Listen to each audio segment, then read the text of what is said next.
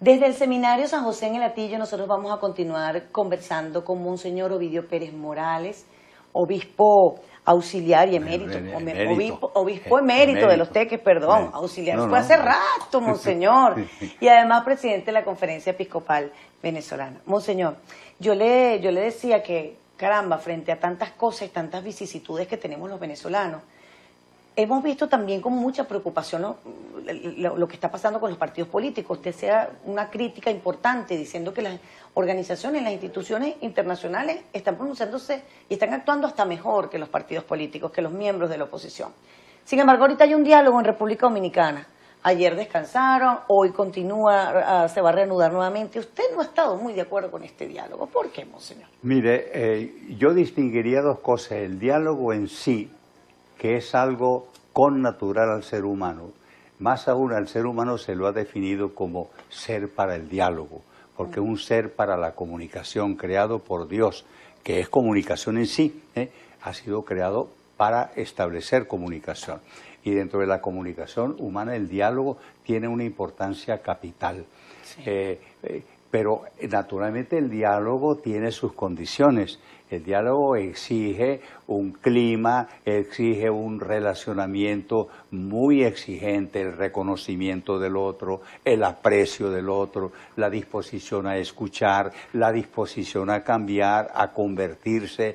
No es solamente el enseñar, sino el aprender, el ponerse en el pellejo del otro para entender su posición. La verdad es que es una cosa maravillosa y si algo hace falta, digamos, en esta sociedad, en la familia, en las distintas convivencias, es el diálogo, el ejercicio del diálogo. Ahora, el diálogo, como decía, tiene sus condiciones. En cuanto al diálogo político que se ha establecido, a mi modo de ver, ha fallado mucho, por parte, por ejemplo, yo diría, de la oposición, la suficiente identificación de quien se tiene al frente, de quien está sentado al otro lado de la mesa, que no es no son personas o grupos de convicción democrática, sino que tienen un proyecto de tipo político ideológico, un proyecto de tipo ideológico de tipo excluyente, dogmático, porque en esto el socialismo marxista se cree que posee la llave de la historia, la clave del futuro, la posesión de la verdad, entonces no tiene nada que aprender, tiene que enseñar. Que además no ha dado resultados. Exacto. Y además otra cosa, cuando uno dialoga con personas así, digamos, de corte totalitario, pues mire, hay que pensar que el otro lo que piensa es que quien está aquí, uno se lo tolera por los momentos mientras no se lo puede desplazar, etcétera, o eliminar. Hay que ser sincero con eso. Entonces, la falta de identificaciones. Ahora, eso no quiere decir que con una persona que identifica así no se pueda tener conversaciones. Fíjense que aún en las guerras, en medio de las batallas, se tienen treguas y se tienen conversaciones, aunque sea para retirar los cadáveres o curar a algunos enfermos, unos heridos, lo que sea.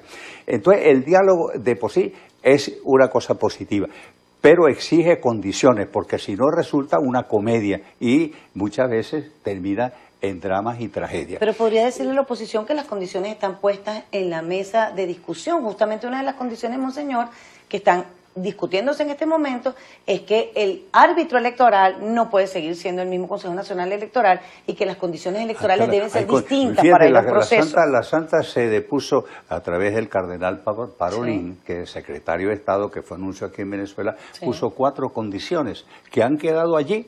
Y por eso, fíjese, la Santa Sede ha tomado una cierta distancia esperando que se llenen esas condiciones para poder, si es llamada pues a intervenir en el sentido positivo de la palabra, para intervenir positivamente a favor de la paz y del entendimiento.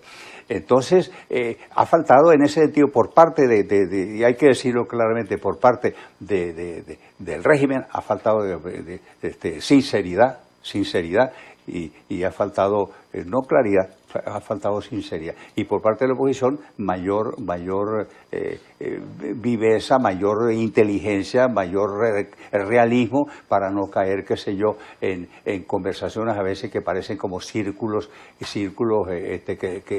que se repiten indefinidamente y no se saca ningún resultado. Pero como decía, el diálogo es necesario. Cuando no se puede un diálogo, una conversación, una negociación, pero todo esto exige sus condiciones. Si usted no cree entonces en que la salida puede salir del diálogo, ¿de dónde podría venir la salida, monseñor? Hay muchas cosas que están pasando en Venezuela independientemente de lo que ya hemos relatado, pero también hay sanciones internacionales contra algunos funcionarios de nuestro país, y hay quienes dicen que ellos no quieren dejar el poder porque salir del poder sería estar tras las rejas. Ese es el problema. Pero a través de todo esto se pueden buscar, digamos, arreglos de supervivencia o de convivencia o de coexistencia.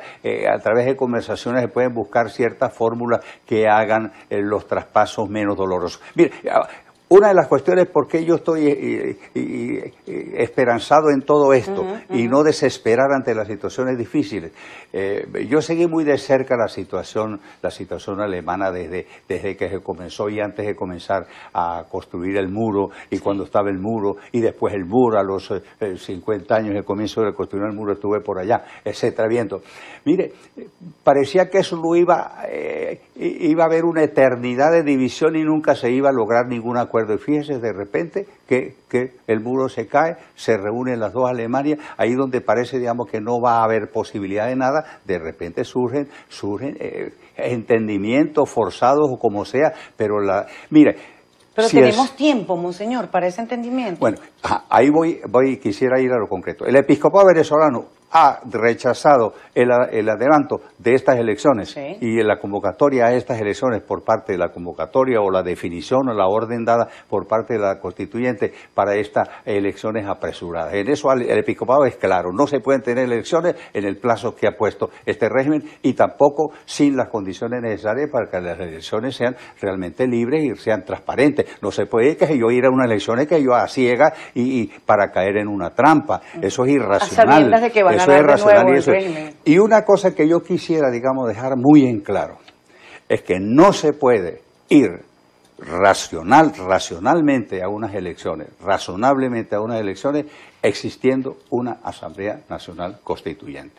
Porque la Asamblea Nacional Constituyente, con esa autoconciencia que tiene de poder absoluto, es como una guillotina que en cada momento puede funcionar. Es como una horca que en cualquier momento puede funcionar respecto de cualquier cosa en este país.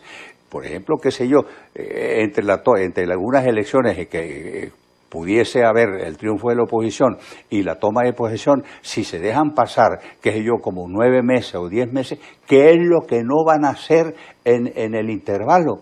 Pueden cambiar la faz de la República, porque en el entendido de que la Asamblea Constituyente se considera poder originario, que puede hacer y deshacer lo que quiera con este país. Así no eso es entregarse de pies y manos en manos de una persona, digamos, o de un grupo, o de un régimen que no es democrático. ¿Pero sino qué hacemos con la Asamblea Nacional Constituyente entonces, monseñor? Mire, el episcopado venezolano en la última, en su declaración del 12 de enero, y vuelve en alguna manera en la declaración de la presidencia del 29 de enero, apela que el soberano, lo dice así expresamente, tiene que ejercer su protagonismo, que el soberano tiene que ejercer.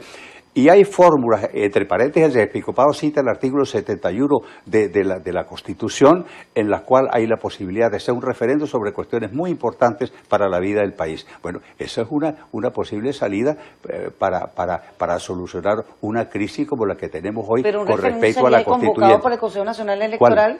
¿Un referéndum? ¿Igual lo llevaría un Consejo Nacional Electoral dirigido por Tibisay Lucena?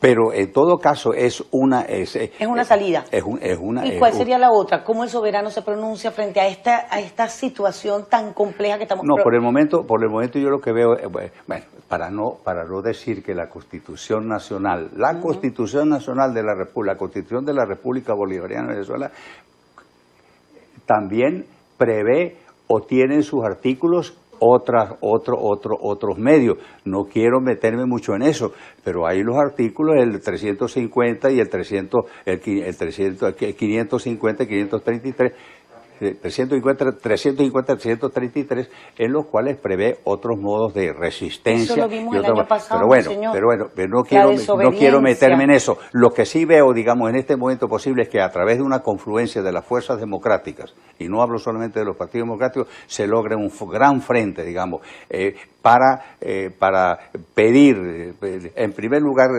el retardo de las elecciones y pedir condiciones con las cuales se pueda ir a elecciones, etc. Y yo diría de ver cómo nos zafamos nosotros de la Asamblea Nacional Constituyente, porque ese es un monstruo, el que Episcopado ha hablado de engendro, un engendro sumamente peligroso y que nos pone a los venezolanos de pies y manos atados frente al poder absoluto del régimen. De tal manera que yo creo que es una cuestión que hay que atender muy en serio.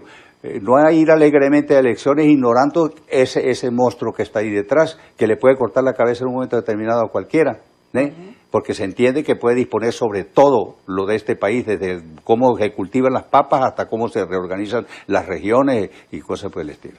Monseñor Ovidio Pérez Morales, con él conversamos hoy en este programa, en este especial Alba Cecilia en directo, desde el Seminario San José de Latillo, @BPI-TV, por ahí nos pueden seguir, @AlbaceMujica también, y por supuesto sigan pendientes que en solo minutos regresamos ya para la parte final de esta entrevista especial.